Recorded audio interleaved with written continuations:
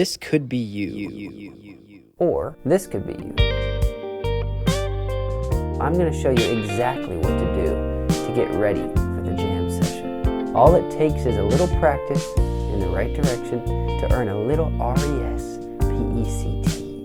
respect, as a guitar player among other musicians. What's up, guys? My name is Kyle Scott.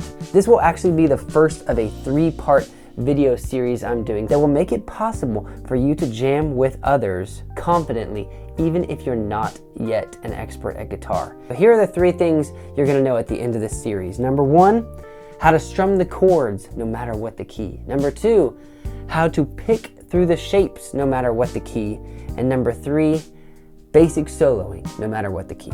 This first video will be all about number 1 on the list, playing the chords no matter what the key is. To be honest, this lesson is more like pre-improvisation, because before we can even begin to try improvising over what the band is playing, we need to know what the chords are that they're playing without even thinking about it. You need to know this stuff in order to be able to improvise. We're going to get to playing very soon, but give me just 1 minute to explain something to you. This lesson is not for complete beginners, but what is for complete beginners, and even some who may be a little past beginner, is my 12-day quick chords course. Now that thing, if you want to be able to change your chords smoothly and comfortably and quickly, the basic, 20 chords that you learn when you start guitar, check out that course. It's going to help you big time. Link in the description below this video.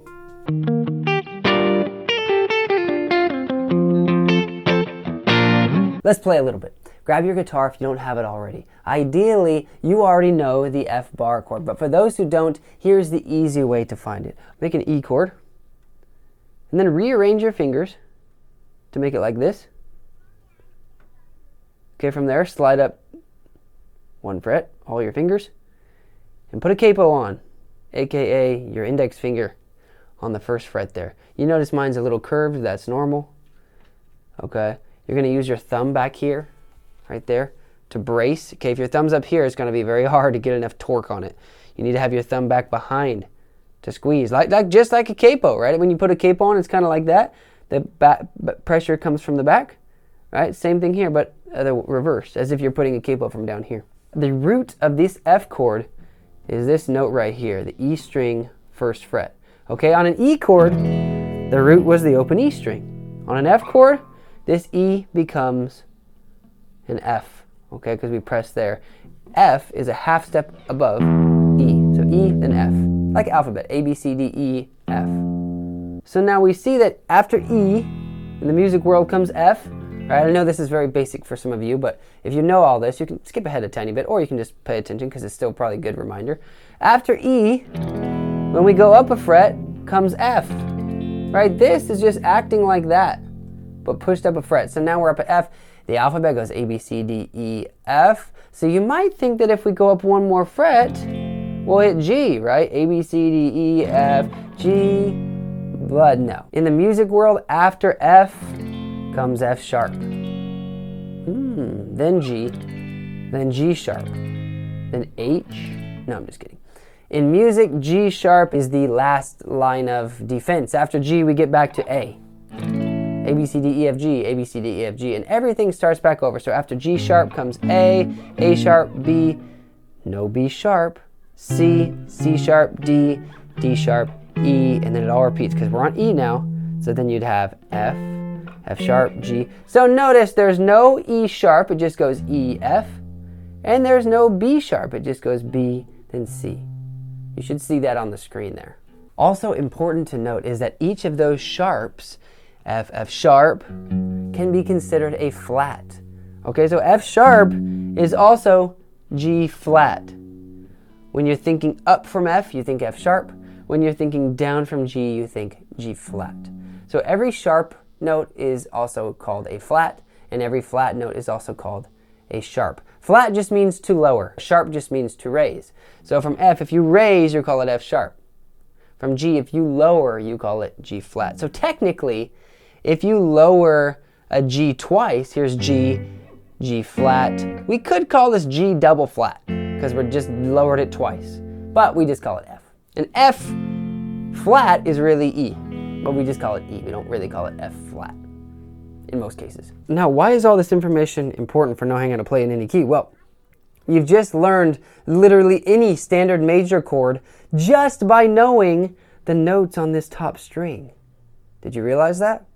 If you play this shape and make sure you're starting on the right note of the E, the low E string, you are playing that chord in major form.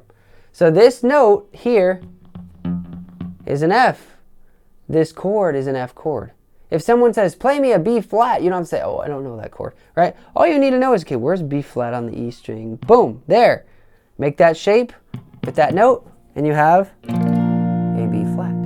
If someone says, hey, let's play a B flat, E flat progression, maybe it's a piano player, they like B flat. Then you got B flat, back to E flat. Why is this E flat? Well, because that note is an E flat, and you made the major shape according to that note. But now there's an elephant in the room. What about minor chords? Simple. So simple. If you know this major shape, an F major, you know an F minor. Kind of. You're about to. All you have to do is take off the middle finger. Boing! That is an F minor. Okay, I don't know why I made that sound, but that is an F minor. So if this is a G major, then this is a G minor. A major, A minor. Wow, the whole world of music just got a little bit brighter. Because you can now play any standard major or minor chord as long as you have memorized or can quickly find out which notes you're singing on the low E string. So it is in your best interest to quickly, within the next 30 seconds, memorize this E string and never forget it. Let's move this one step further before we talk about how to actually strum and pick these. There's one more major minor bar chord combo that you need to know. With our first combo, the roots were on this E string, right? Major, minor. So you need to know the notes on the E string to be able to play any major or minor chord. But for our second combo, you will need to know the notes on the A string. This is A major. This is A minor. This is A sharp major. This is A sharp minor. Notice I'm just making the same minor shape I made here. I do have to rearrange a little bit to get there, but some people play their major chords like this. My finger doesn't bend very well like that, so I never really liked that. I should probably, like do some yoga with this finger or something, but we need to either do it like this or do it like this, then you're going to end up switching to that minor shape. So you have major, A sharp minor, aka B flat major, B flat minor. Again, the root of these chords is now on the A string. So if this is a D and we make this shape, we are playing a D major, just like, right, that old school D major. D major. If we want to make it minor, we just rearrange a little bit. So as long as you know the notes on the A string here, make major shape, make minor shape. So now you know two ways to play any chord, major or minor. This is B major, this is B major. This is B minor, this is B minor. It works anywhere. I hope you understand how valuable this is, just to understand your neck a little better. Bonus tip. If the chart says play a B7, okay, let's go with B, right? This is a B major. If the chart says play a B7, boom, take off the pinky. When you're using this E shape here, okay? They call this E shape because it's based on that E chord, right? Take off the pinky. That's a B7, right? Take off the middle if it says B minor 7. All right, it's that simple. B minor, B minor 7. B major, B7. All right, it's just one little tweaks for all these notes.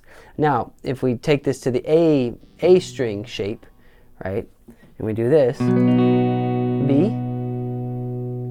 B7. That's kind of awkward for some. I don't like it very much, so I usually rearrange and put my ring here. That's B7. All right, B minor 7 is actually taking off the pinky but putting the middle on.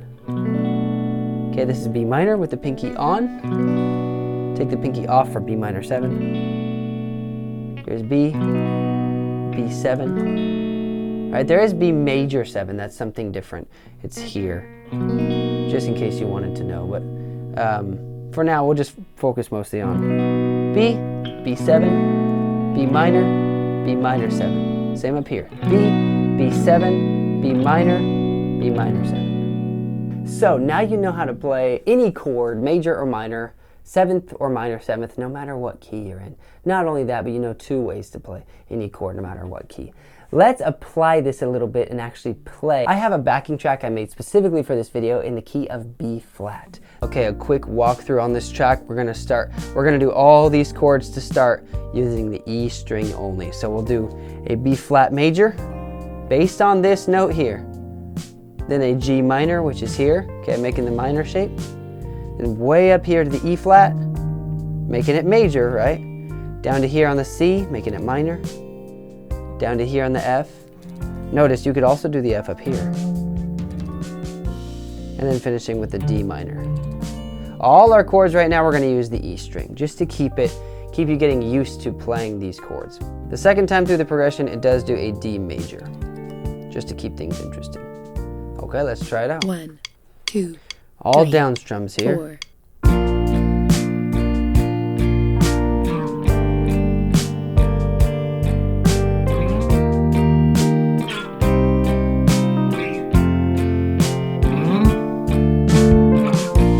This really is a form of improv, right? Someone could improvise this and just play down strums. It's the first step, just knowing what chords you're gonna play.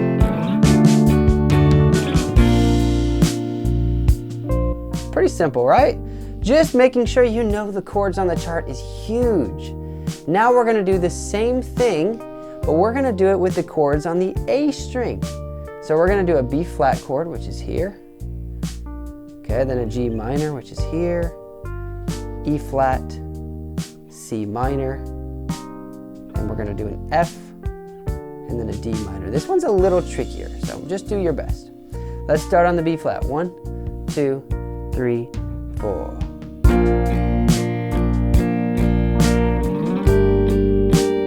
Sliding down to the E flat, C minor, up to the F, and down to the D minor. Back to the B flat. Up to the G minor, E flat, down to C minor, up to F, down to D minor, D major, excuse me, and finishing on D. I forgot that we want to make that last one major. Okay. Wow, a lot there. For those of you who are new to bar chords, that's a lot of movement, okay? So what I would recommend, my master practice tip, is to find a song that you know and try to just pick 1 or 2 of the chords in that song where normally you would just play, you know, standard cowboy chords down there, and say, okay, no, I'm gonna play one of those chords as a minor, the whole song. So maybe I'll take my A minor and I'll go.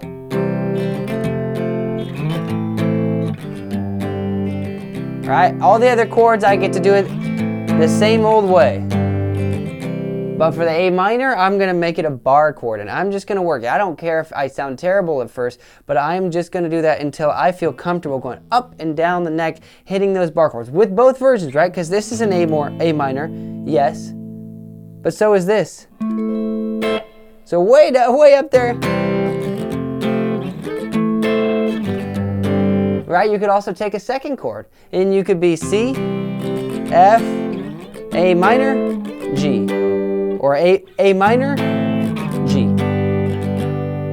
Just getting comfortable. I would, as a master practice tip, I'd say replace a couple chords that you're really comfortable with in any given song with bar chords.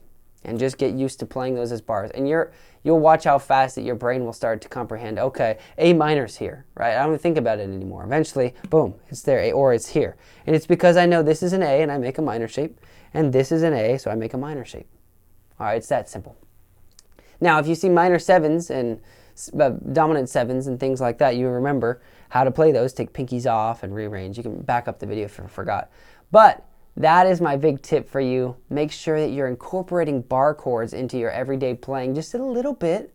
You don't have to play the whole song as bar chords. That would be really tiring for your thumb and your hands after a while. But just a couple chords here and there, and you'll find huge strides in your playing. And a bonus practice tip would be to just find songs that have chords that can only be played as bar chords, right? Take an old pop song, like most of the Beatles stuff has some pretty interesting chords. Some of those chords can't be played as cowboy chords, or as open chords down here. You're gonna have to do bars and stuff to make those work. So you can also pick songs like that, jazzy or old pop and stuff like that, that uses more interesting complex chords. So much covered here. I'm sure that you are not feeling overwhelmed at all, and that your mind is brimming with excitement about all that you may have just learned, all the doors that have been opened to you. I mean, how cool is it to be able to play any major or minor or dominant seventh or minor seventh chord two different ways, right? It's just knowing these two strings, it opens up a lot of doors. So memorize the E and A strings, and the next time you find yourself staring at a chart or in a jam session that you feel like your knees are locking up, right? Just remember, oh, I know this string. I can find my bar chords. Might be a little slow at first, but you'll get faster as you practice it. Thank you so much for watching. I hope this was fun for you and helpful. I hope that you learned a lot. Leave a comment if there's anything that you want to add to what I taught, or if you just want to say something at all. I love to read those. And make sure to check out the part 2 video, which will be coming very soon on improvising, and we'll take this a step further beyond this kind of pre-improvising and knowing chords into actually picking some shapes. Okay, so instead of playing a B minor and improvising on that, you can, knowing shapes to play. My guitar sounds slightly out of tune, but knowing shapes to play, it was going to help your improvising a lot. So we're going to talk about that in the next video, so be ready for it. Thanks for watching, and I'll see you on the next video.